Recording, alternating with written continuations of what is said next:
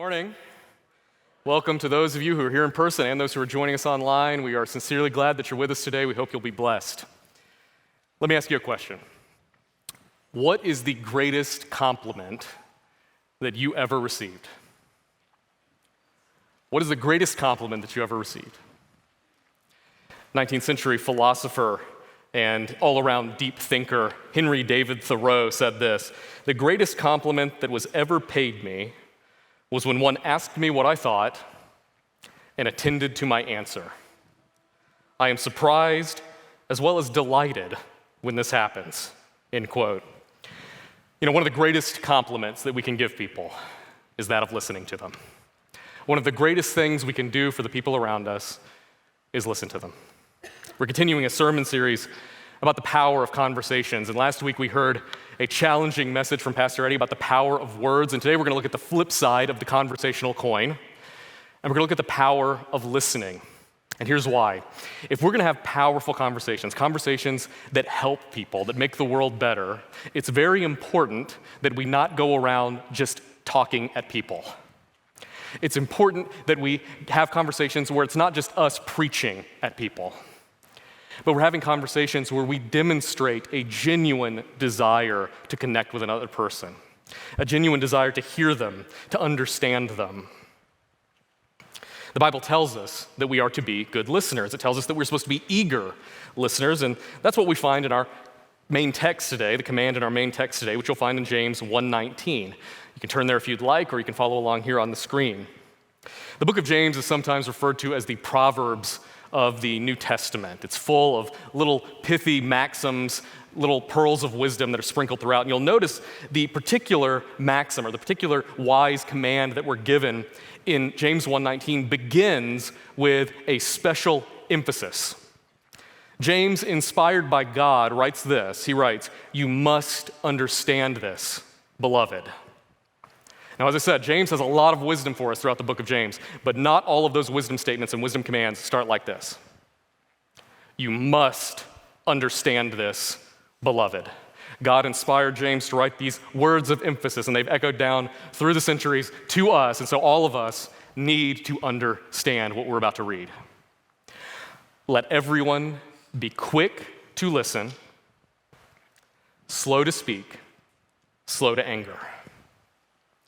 For many of us, our natural inclination in life is the exact opposite of what we just read. And I'm one of those people, I must confess. I am quick to spout off. Some of you know this. I want to be heard. Sometimes I'm not that quick to listen. Sometimes I am quick to listen, I'll give myself some credit, but it's usually when I'm interested. But the Bible wants us to be quick to listen in general. We're supposed to have an eagerness to hear the people around us. And so today, we're going to talk about how to become better listeners. We have 3 points. The first is recognize the benefits of listening. Good listening is good for us, it's good for the people around us, and recognizing these benefits can help us be motivated to become better listeners. The second point is cultivate a listening heart. It's good to know the benefits, those are motivators to some degree. But if we really want to be good listeners, we have to look at the inward person and we have to look at the changes that we have to make in our own hearts so that we want to hear from the people around us and value them in the way that we should. The third point is adopt listening best practices. As we go through this point, I'll give you some very practical tips from communication and listening scholarship that you can start adopting and applying today to help make you a better listener. First point, recognize the benefits of listening. Humans have a truly profound desire, indeed a need, to be heard and understood. If we want to love and serve the people around us in a meaningful way, we have to be willing to be good listeners. You know, listening is an amazing activity. When you do it, you're receiving from the other person. You're receiving communication from that other person, but you're also giving something. You're giving them the gift of personal connection. You're giving them the gift of understanding. You are demonstrating that that person is valued. You are demonstrating that that person matters when you will carefully attend to what that other person says. Listening, even though we think of it as mostly a silent activity, because it is mostly a silent activity, listening, even though it's silent, says a lot. Our world is in desperate need of good listeners. We can't help but watch the news and think, if only this group and this group would listen to each other, the world could be better. Often the people around us are struggling in our lives, and what they need is not some startling insight or piece of advice from us. Sometimes they do need that, and if they seek it, we can offer it. But oftentimes that's not what they need. What they need is someone who will listen to them, someone who will connect with them, someone who will simply be there for them. Psychotherapists and other similar professionals like psychiatrists and clinical psychologists will tell you that one of the keys of therapy is to ask the right questions and then lend a non-judgmental, willing ear. Just let the other person talk and listen to them, and that is incredibly therapeutic. Even if we've not gone through therapy ourselves, we all have the experience of having difficulties in life and going and talking to somebody about those difficulties, and as a result, feeling better immediately. You know what I'm talking about, right? I just need to talk about a problem that I'm facing or an anxiety that I have, and simply talking about it makes us feel better. Studies show that listening to other people will help them by helping to reduce their stress. That is, being listened to lowers an individual's stress levels. That's the power of listening. That's the power we have to simply sit there and take in what another person is saying. This reminds me of that old marriage cliche about a wife, and this is something that perhaps you'll notice my familiarity with. The wife has difficulties and wants to talk about them, right? And so is coming and is talking about those, and the husband, the hypothetical husband, butts in, interrupts, and tries to fix it. Exactly.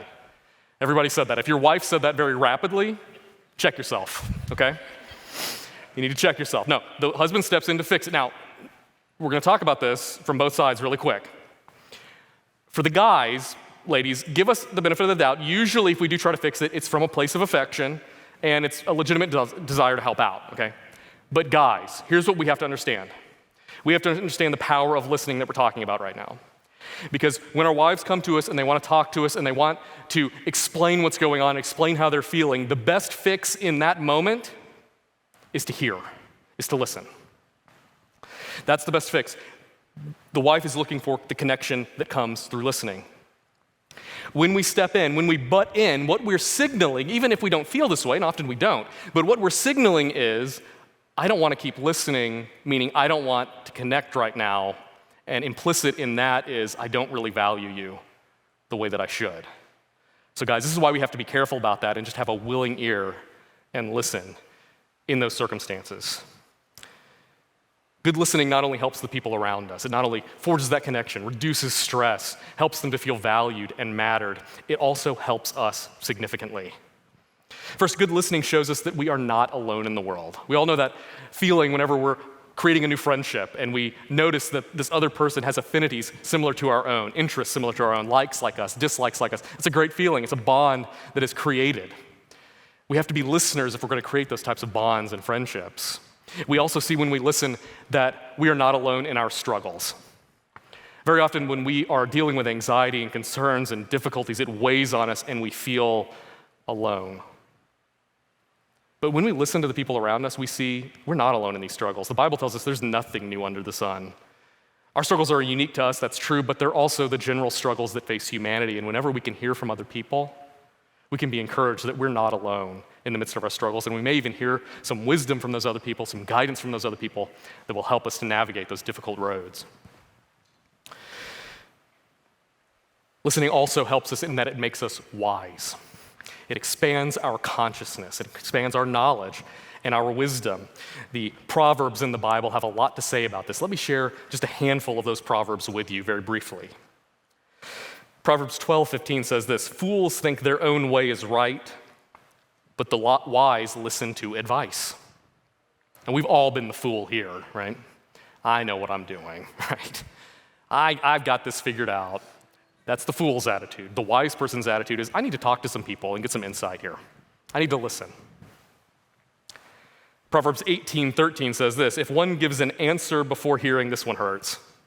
"If one gives answer before hearing, it is folly and shame."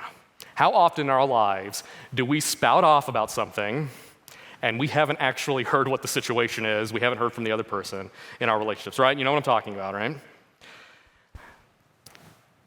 if we want to be good speakers, first we have to be good listeners. We have to understand the situation before we can say something worthwhile, and that means listening. Proverbs 18:2 says this, "A fool takes no pleasure in understanding, but only in expressing personal opinion." Fools want you to know their opinion. And we've all been foolish in this way before. The wise person takes pleasure in understanding, and understanding comes through listening. One final proverb, Proverbs 19:20. Listen to advice, and accept instruction that you may gain wisdom for the future. You want a better future? Be a listener so that you can have understanding to forge that better future.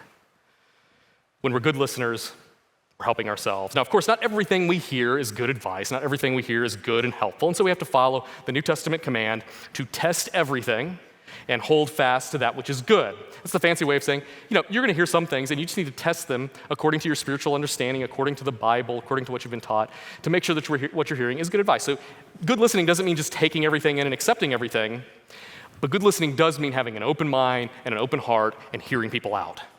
It does mean that. So I wish I had been a better listener when I was younger. Anybody know what I'm talking about here? I wish I'd been a better listener in school. Now that I'm on the other side of this as a teacher, I wish I'd been a better listener. In my mind, when I was young, I thought I knew what the future held, and therefore I thought I knew what I needed to know in the future. Y'all with me? I thought I knew what I needed to know. But my crystal ball wasn't that clear, I gotta be honest with you. In fact, I didn't know what was coming. There's a great movie called Dan in Real Life, and there's a line in that movie like this. We always ask our young people, what are your plans? What we should tell them is, plan to be surprised. There's surprises in life. We don't know exactly what we're going to need to know in the future. And so I went through my educational life thinking I knew what I needed to know. And so I didn't listen to everything, especially statistics. Especially didn't want to listen to that stuff, right? Well, then I end up in higher education. I end up in academics. And for academics, you have to understand research, and you have to do research. And to do all that, you need to understand statistics. And so here I was in grad school sitting there going, why didn't I just listen the first time? This would be so much easier for me now if I had listened. I thought I knew what I needed to know, but I didn't. So for the young people here, the students here, learn from me. Don't be like me, okay? Learn from me here. You don't know what you need to know in the future, so embrace the privilege of an education now, junior high, high school, college, wherever you're at. Embrace the privilege of that education. Listen and learn as much as you can. You don't know what you need to know in the future, and even if you don't need to know something in the future, it's true. Maybe you won't need the musical theory course in the future, all right? Maybe you won't need it, but here's the point. If you will learn to listen, even to those things that you don't think aren't applicable to you, even to those things that you don't find interesting, you are training yourself to be a better listener. At the very least, you are learning to listen. You're learning to focus on things. And that can be very helpful to you in the future. So again, young people, learn from me. Listen as much as you can, learn as much as you can for a better future. So to sum up point one before we move to point two, let's say this again. Listening helps other people. It helps them feel better. It shows them they're valued. It reduces stress. It helps us. It helps us to know we're not alone and to expand our horizons. So the question then is, how do we become better listeners? Well, knowing these benefits and meditating in these benefits is a good start. We can think about these benefits, but to really become better listeners, we have to look inward and we have to look at our hearts. We have to have the inward motivation to be good listeners. That brings us to our second point, which is this: cultivate a listening heart. Cultivate a listening heart. To become better listeners, we have to follow the method of Jesus and begin in the heart. Jesus was always going straight to the heart of the matter. He didn't talk explicitly usually about the symptoms, the actual sins in life. He didn't say it's bad to go get in street fights. But he said rage is bad, right?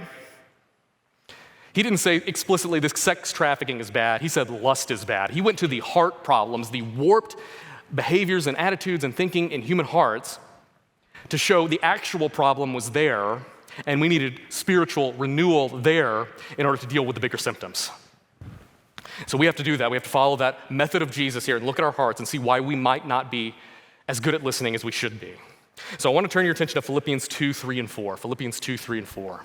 It'll be on the screen, but if you do have a device or something, I'd like you to see these verses, okay? So turn there and read along with me, because these verses are verses that I often have read and moved beyond them as quickly as possible. You read these and you think, okay, well, that's interesting. And then just move on, because if I were to dwell on these verses very long, it would mean a radical change in my daily thinking, and I recognize that, and often I don't want to do that. But here's the deal. These verses are explicit. There's no getting around them, and so we need to look at them and we need to face them today, because these are the verses that are showing us the path, the attitude, the heart that we need if we're going to be good listeners. They're difficult, but this is what we're called to in Scripture. So let's read these verses. Again, Philippians 2, 3, and 4. Do nothing from selfish ambition or conceit, but in humility regard others as better than yourselves. Regard others, general term here, as better than yourselves. The Greek could also be translated, regard others as more important than yourselves. You can see why I like to just kind of skim past that one, right? That's a tough one. It's followed up by another one. Let each of you look not to your own interests, but to the interests of others. Your concern in life is supposed to be the interests of the people around you, whom you view as more important than yourself. This means, on a daily basis, we need to be asking God to help us not put ourselves on a pedestal, but to put other people on a pedestal. It means on a daily basis, we need to be asking God to help us see the best in people, to see what is admirable in people, to see the potential in people, even if that potential is unrealized. It means recognizing that everyone has something to offer. It means recognizing that everyone is made in God's image with a purpose, and we need God's help to see people that way. And so we've got to be praying and asking to have that heart attitude in which we view the other people as more important than ourselves, and in which we look to their interests first and not our own. Talk about a radical, different way of thinking than what we're used to. We haven't had a pop culture reference yet, so I'm getting a little antsy about that. So it's time to talk movies, one movie in particular.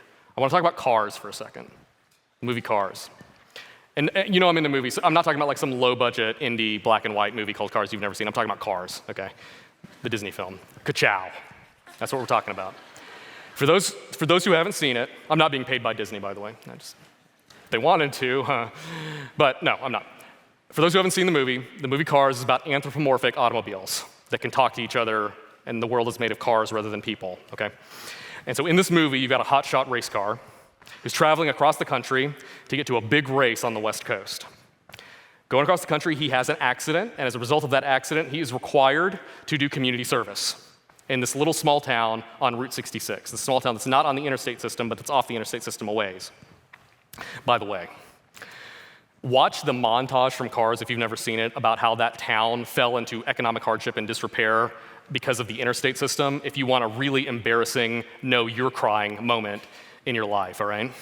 This movie has a lot to say for one about talking cars, but he ends up in this town, and of course this hotshot race car is looking at all these small town folks, small town cars, and he's thinking, these hillbillies.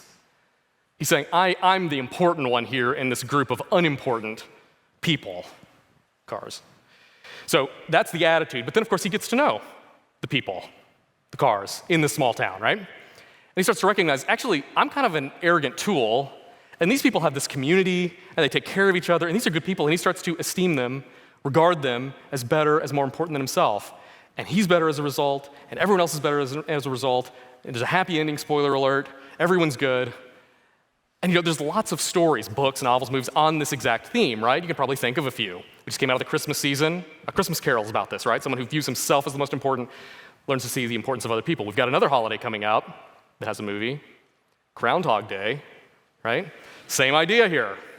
A self-important person learns to see the importance of the people around him. There's a reason that we make movies like this. There's a reason that we write novels like this. It's this. This is a resonant theme. Because we recognize that life is better when we see the people around us in a positive light, when we regard them as more important than ourselves, when we seek to serve them and not put ourselves on pedestals, but put everyone else on pedestals. Notice what happens whenever we adopt this attitude, pray over this attitude, become like this. Notice what happens. Because we're recognizing the goodness in the people around us, the opportunity in the people around us. Some people around us are tough, right? They're tough to get along with. They're difficult people, but there's potential there. And there's a story behind that person. And once we recognize all that, we're going to want to listen to those people. We're going to want to hear from them. We're going to want to connect with them through listening. We will be quick to listen.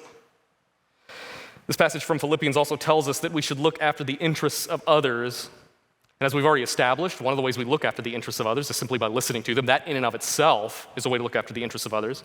But if we really want to know how people need help, we also have to be listeners. Maybe there is a time to give that advice. There is a time to fix a situation. There is a time to be helping in some way. The only way we know the best way to help is if we've been listening to those people. So the best way to look after the interests of others is to listen to them, and then to use that listening to better look after their interests. So once we commit ourselves to embracing and understanding these benefits of listening, once we commit ourselves to prayerfully adopting this and cultivating this heart that views others as better, and this listening heart, then it's time that we need some practical ways to start listening better in our daily lives. And so that's our third point, adopt listening best practices. Again, I'm going to go through 6 best practices drawn from communication and listening scholarship that will hopefully help you. You can start working on these today. You can start working on them after service today as we stand around and chat with each other. Well, this first one, you can't start working on immediately. It's a little bit of a long-term thing. This first best practice, just hear me out. It sounds a little weird when I first say it, but hear me out. There's an important element to this, okay? And it is very important. The first best practice is this: take care of your health. The scientific literature is very clear, and common sense is very clear as well. To listen to people and to engage with the people around us, to focus on what people are saying, we have to have energy. There's enormous mental energy expended whenever we listen to people. If you want to be a good student, you want to listen to lectures, you want to be a good friend listening to other people, you want to be a good worker at meetings, interacting with coworkers, you have to have the energy to do so. And that means taking care of ourselves physically. And so we have to do those basic things that we always hear about: get enough sleep, eat foods and drink beverages that help, don't hurt, right? Nourishing foods and beverages, not ones that make us crash or hurt us. Get some exercise, some physical activity of some kind that helps with the brain fog. It may seem odd, again, to preach about health in this moment, but to be good listeners, we have to have energy and clear minds. We know what it's like to be low in energy. We cannot listen, you cannot focus. It just doesn't work. So we have to have energy and clear minds. We have to take care of ourselves. So there's another just benefit, another motivation for you to start working on your health if you're not doing so. The second best practice is this: eliminate distractions. Eliminate distractions. Distractions can take many forms, of course. The big one for me usually is mental distractions, the distractions that I have in my own head. I've usually at any given moment got anxieties and concerns and thoughts about the future swimming around, right? And those can get in the way of actually attending to another person or to a group of people or to a teacher or something like that. And so there's a couple of things that you can do if you struggle with mental distractions. First thing you can do is start practicing your focus.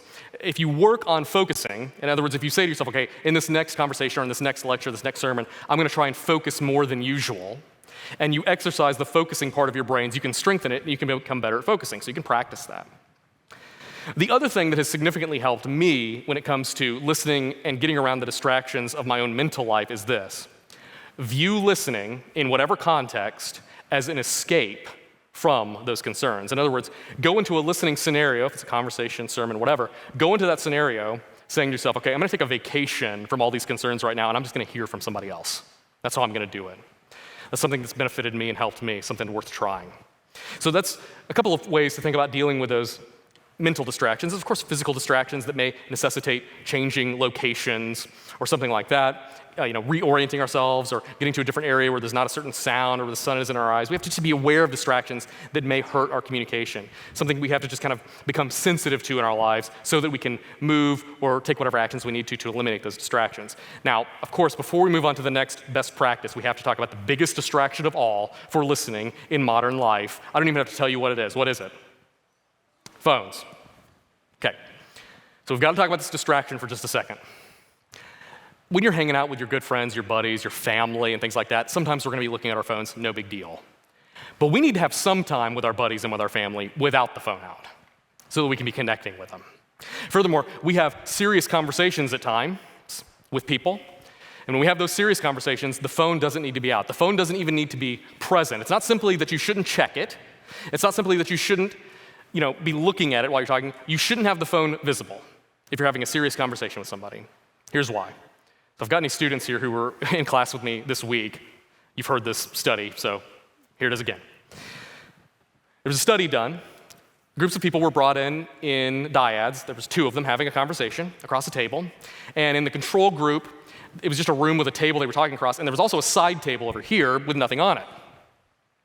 So that was one group. After these individuals had their conversations, they went out, and they rated the quality of the conversation as they perceived it. Okay, now there's another group that comes in and they have a conversation across the table, but the difference is here, this is the experimental group, the difference here is on the side table, there's a cell phone. It's just sitting there. The cell phone's not associated with either conversational partner.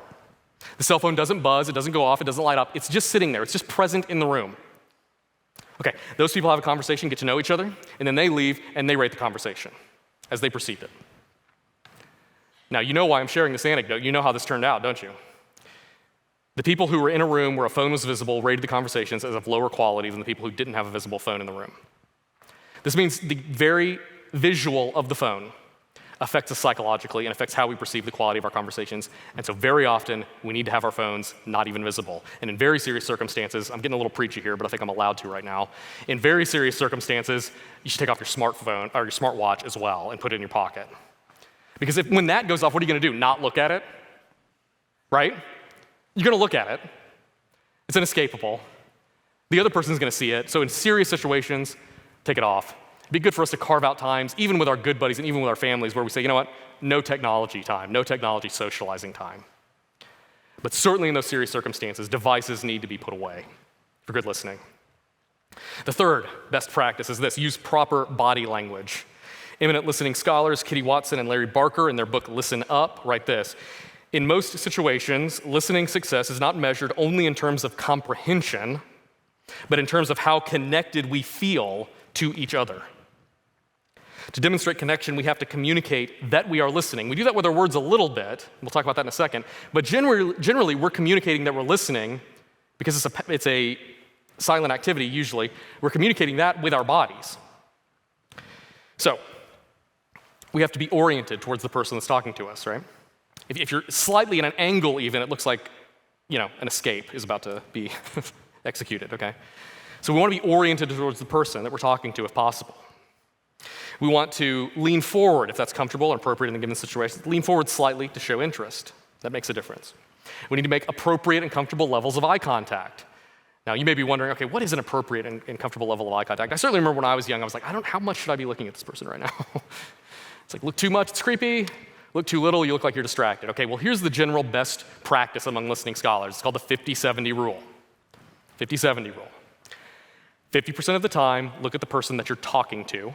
So if you're talking, look at that other person about 50% of the time. When you get over 60%, it starts to kind of get creepy. If you're listening, you want to look a little bit more.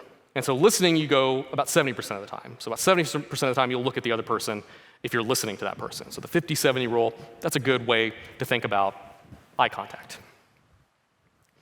Nod. Nod when someone's talking to you to show that you're listening. Use the normal kind of vocal encouragers like, oh yeah, things like that. Those matter. They encourage the person to listen more. So be aware of those elements in communication, in listening. They encourage an even greater personal connection with the other person. The fourth one, this one, I'm so awful at this. This is terrible, but don't interrupt. Don't interrupt. Now, in some cultures, interruption is more tolerated than other cultures, so there's a cultural difference here to some degree. In North America and British English, we often do talk over each other a little bit. When you look at the conversational studies, there's usually a little bit of overlap in conversation, and that's okay. That's not what we're talking about right now. We're talking about butting into the conversation and not letting someone finish their idea. That's the actual interruption that we're talking about. We need to be careful about that. And that also includes something, again, I'm not good at this, I'm working on this. We don't need to finish people's sentences for them. Don't do that. Let the person finish their own thought. Are there exceptions where occasionally we need to interrupt because we don't understand something like that? Yeah, but in general, let people complete their thoughts. Don't interrupt. Don't talk over. Hear people out. Best practice 5, ask appropriate questions to elicit further information or make appropriate statements to elicit further information. That is, if we really want to hear from people and be good listeners, if we want to cultivate those listening hearts, we're going to want to actually have a person tell us about themselves and learn from them. And so that involves asking appropriate questions, asking the right questions. One thing that you can always ask, well, not always in every circumstance, but one thing that you can frequently ask that's helpful is someone may tell you about something, a situation in their life, and you can ask, how do you feel about that? That's a door to openness, understanding, and further connection. How do you feel about that? Or if someone's telling you something that you find interesting, say, that's very interesting. I'd love to hear more about that. These types of encouraging words can be very helpful in encouraging further conversation. and encouraging further understanding and comprehension. Speaking of which, best practice 6 is express what the other person is saying in your own words. So whenever that person completes a thought, you can say back something in your own words, not just parroting what they said, but kind of putting it in your own words. And that exhibits that you've been listening. And not only that, it creates an opportunity for that other person to correct any misapprehensions that you may have through the course of the conversation. So you can say, put it in your own words and say, is that correct? Is that what you're trying to say? Am I understanding this correctly? Something like that. So to quickly review these 6 best practices, and by the way, if you want these, just let me know and I can email them to you easily. Take care of your health so you have the energy and clear mind to listen. Eliminate distractions, whether those are mental distractions, physical distractions, and be very careful with your phone. Use proper body language. Don't interrupt. Let people finish their thoughts. Ask appropriate questions to elicit further information, and express what the other person is saying in your own words, and ask if you're understanding correctly. These are the 6 best practices, things that we can all be working on. As we go through this information, most of us, if we're honest, recognize that there is at least a little bit of room for improvement, right? Improvement in our hearts, improvement in the best practices we just discussed. And the good news is listening can be improved. Listening is not like a static skill that you're born with. As you work on these things, you can get better at them. And the even better news is this. God wants to help us. God commands us to be good listeners, to be eager listeners. He shows us through his word in Proverbs and James and in other places the power of listening. And because he's telling us that he wants us to be good listeners, he will help us. And when we go to ask him, we know that he will hear us because he is the model listener. He's the listener who never has any distractions. He's the listener who can give his full attention to any person, all the people praying around the world at any given moment. And he knows you better than you know yourself. And he can listen. And if we go to him and we ask him regularly to help us with these things, he'll help us. Indeed, that's the story of the Bible. God wanting to help people. He sees us where we are. He sees the difficulties that we're facing, and he steps in to help. 2,000 years ago, God manifested himself uniquely as a man called Jesus, and he traveled around helping people, healing people, casting out demons, preaching about love of God, preaching about love of neighbor. And very importantly, his ministry was not only a preaching ministry, it was also a conversational ministry. We read in the Bible again and again of him having conversations with people that would not normally be talked to in society. He went and he had one-on-one conversations with these people, and they weren't just preaching conversations. He knew what was going on in their life, but he didn't go and just tell them and preach at them. Very often, exactly what he did was he went to them and he asked a question, and he listened to the answer, and he started a dialogue. This was the ministry of Jesus. This is how he made people better. Through preaching, but also through individual conversation and talking to people who most people wouldn't even talk to. At the end of his ministry, his earthly ministry, Jesus was taken by the authorities and he was tortured to death. The most agonizing form of death created by humans because of the length of the agony it puts the sufferer through. It's the death of a Roman cross, the death of a slave in Roman society. So God himself endured that difficulty, endured that pain and that suffering. And something amazing happened. In the self-surrender and self-giving of God, there was an enormous power that overthrew the powers of darkness, that dispelled the power of evil in the world. And through that power, we can have cleansing from the destructive behaviors in our life we call sins. It occurs to me that there may be people here today or people watching at home who have never come to Christ before, accepted him into their life, never started that relationship with God before, and received that cleansing from these destructive behaviors with which we all struggle. And of course, when we receive Christ, that doesn't make us perfect immediately. As Kyle said a moment ago, that doesn't make us perfect immediately, but it starts us on a path, and we're forgiven of our sins. And so if that's you, if you've never received Christ before, let me encourage you that you can do so right now because God's listening.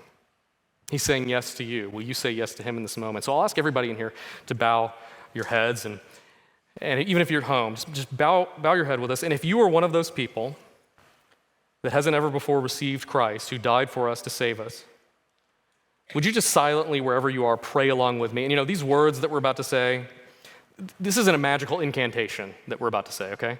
I'm just guiding you through some words that show the attitude you're supposed to come to God with. And if you'll pray along with me, If you'll come to God with your heart and accept him in your life, you can be saved. So pray with me here silently, wherever you are, here at home.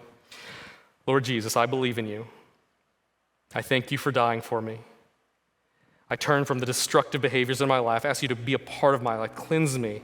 Help me to follow you in the life that I was made to live. I believe in your resurrection, and I ask you to resurrect me from these destructive behaviors in my life, Lord. Amen. Okay, we can look up now. So, hey, if you prayed to receive Christ in your life, you've not done that before, let us know. We're not going to make you uncomfortable or anything weird. Send us an email or get in touch with us via Facebook or whatever online. Let us know here after service today. Like I said, we're not going to make you uncomfortable. We just want to know that you did that so that we can encourage you a little bit and give you some help as you start this journey of walking with God and coming to know him more. Now, for all of us here as we wrap up, we're facing struggles.